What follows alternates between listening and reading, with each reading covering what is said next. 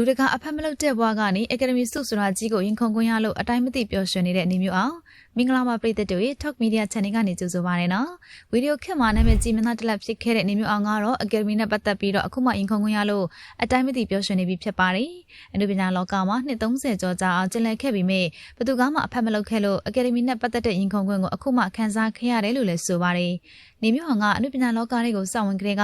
လူအများရဲ့ကြားမှာဟိုလေးတကြောနာမည်ကြီးတဲ့မင်းသားတစ်လက်ဖြစ်ခဲ့တာပါနော်သူကရုပ်ရည်လက်ချုံမောသလိုတရုပ်ဆောင်ကောင်းတဲ့အပြင်အငိုကန်းတွေပြည်ပြင်းလွန်းလို့ပြိသက်အားပေးမှုကိုများစွာလည်းရရှိခဲ့တာဖြစ်ပါတယ်တရုပ်ဆောင်ပိုင်းရုပ်ရည်ပိုင်းနဲ့ပတ်သက်လာရင်ပြောစရာမလိုအောင်ပြည့်စုံပေမဲ့အကယ်ဒမီဆိုတာကိုရင်ခုန်ခွင့်မရခဲ့တာကတော့အခုထိပါ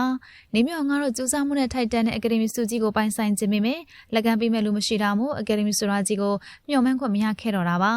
သူကဗီဒီယိုခက်မှာအလွန်အဆွေးဆက်တွေကိုပမိုင်းနိုင်ရိုက်ကူးနိုင်ခဲ့တာမို့နေပရိသတ်တွေရဲ့အားပေးမှုကိုတခဲနဲ့ရရှိခဲ့တာဖြစ်ပါတယ်နေမျိုးအောင်ကတော့နေကြိုက်မင်းသားတလက်ဆိုပြီးတော့နာမည်ကြီးခဲ့ပေမဲ့အဲ့ဒီနာမည်ကြောင့်ပဲရုပ်ရှင်စကားကြီးတွေကိုခေါ်ရိုက်မဲ့လူကနေပါနေခဲ့တာဖြစ်ပါတယ်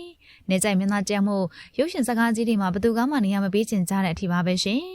အောင်မြင်နေတဲ့မင်းသားတလက်ဖြစ်ပေမဲ့ဈေးကွက်စီးပွားရေးကိုကြည့်တက်တဲ့လူတွေကြောင့်ရုပ်ရှင်စကားကြီးတွေရိုက်ကူးခွင့်မရတဲ့အနေအထားမျိုးပါ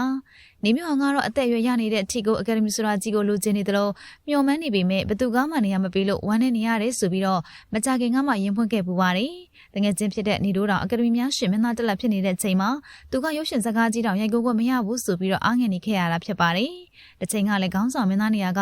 ဘသူမှခေါ်မရိုက်လို့အကယ်ဒမီကိုရင်ခုန်ခွင့်မရတယ်လို့အခုကတော့ပို့ပြီးတော့ဆိုပါတယ်အသက်အရွယ်တစ်ခုရောက်လာပြီးမို့ခေါင်းဆောင်မင်းသားတော့ဖြစ်ခွင့်မရတော့သလိုအကယ်ဒမီလည်းရင်ခုန်ခွင့်မရတော့ဘူးဆိုပြီးတော့သူ့ရဲ့ခန်းစားချက်တွေကိုတစ်ချိန်ကရင်ဖွင့်ခဲ့ဘူးတာလည်းဖြစ်ပါတယ်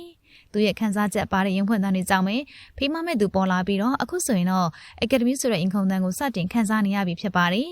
အသက်ကြီးလာလို့ဘသူကမှရုပ်ရှင်စကားကြီးကိုခေါ်မရိုက်တော့ဘူးအကယ်ဒမီဆိုတာသူ့အတွက်မဟုတ်ဘူးဆိုပြီးတော့ခန်းစားနေရတဲ့နေမျိုးအောင်ကိုချစ်တဲ့အနုပညာအတိုင်းဝိုင်းကရုပ်ရှင်စကားကြီးရိုက်ဖို့အတွက်ကမ်းလှမ်းခဲ့ကြတာဖြစ်ပါတယ်အရင်လုံးငယ်ရွယ်နှုတ်ပြမနေတော့ပေမဲ့ပြည်ပြင်းလွန်းလာတဲ့တရုပ်ဆောင်ချက်တွေကြောင့်လိုက်ဖက်တဲ့နေရာမှာတရုပ်ဆောင်ခွင့်ရခဲ့တာဖြစ်ပါတယ်နေမျိုးအောင်ကအခုဆိုရင်တော့အယုံတင်ရုပ်ရှင်စကားကြီးဖြစ်တဲ့ရာသက်ပံကကောင်မလေးဆိုတဲ့စကားနဲ့အမျက်လက်တက်ပေမဲ့ရေစီးကကျန်းနေဆိုတဲ့ရုပ်ရှင်စကားကြီးတွေမှာပါဝင်ရိုက်ကူးခွင့်ရရှိခဲ့တာဖြစ်ပါတယ်။အဲ့ဒီရုပ်ရှင်စကားကြီးနှစ်ကားမှာတော့နေမျိုးအောင်ကအမိုက်စားတရုပ်ဆောင်ချက်တွေနဲ့တရုပ်ဆောင်ထားပြီးတော့အခုဆိုရင်အကယ်ဒမီစကားတင်စင်ပါဝင်ခဲ့ပြီလည်းဖြစ်ပါတယ်။နေမျိုးအောင်ကတော့အခုဆိုရင်နှစ်30ကျော်ကြာအောင်စိတ်ကူးရင်ခရတဲ့သူ့ရဲ့အကယ်ဒမီရင်ခုန်တန်းကိုခန်းစားခွင့်ရနေပြီမို့အတိုင်းမသိပျော်ရွှင်နေရပါပြီတဲ့နော်။အကယ်ဒမီရတာမရတာထက်ရင်ခုန်ခွင့်ရနေတာနဲ့တင်သူအနေနဲ့အကျဉ်းနဲ့ပီတိဖြစ်နေမယ်ဆိုတာကတော့အသေးချပါပဲနော်ဟုတ်ကဲ့ပါရှင်ဒီနေ့တော့ဒီလောက်နဲ့ပဲရန်နာလိုက်ပြစေအခုလိုစိတ်ဝင်စားဖွယ်အကြောင်းအရာတွေကိုနေ့စဉ်တင်ဆက်ပေးနေမှာဖြစ်လို့ကျမတို့ Talk Media Channel လေးကိုလည်းအားပေးကြပါအောင်နော်အဆုံးထိကြည့်ပေးတဲ့ပရိသတ်တယောက်ချင်းစီတိုင်းကိုအထူးကျေးဇူးတင်ကြောင်းပြောကြားလိုက်ပြစေရှင်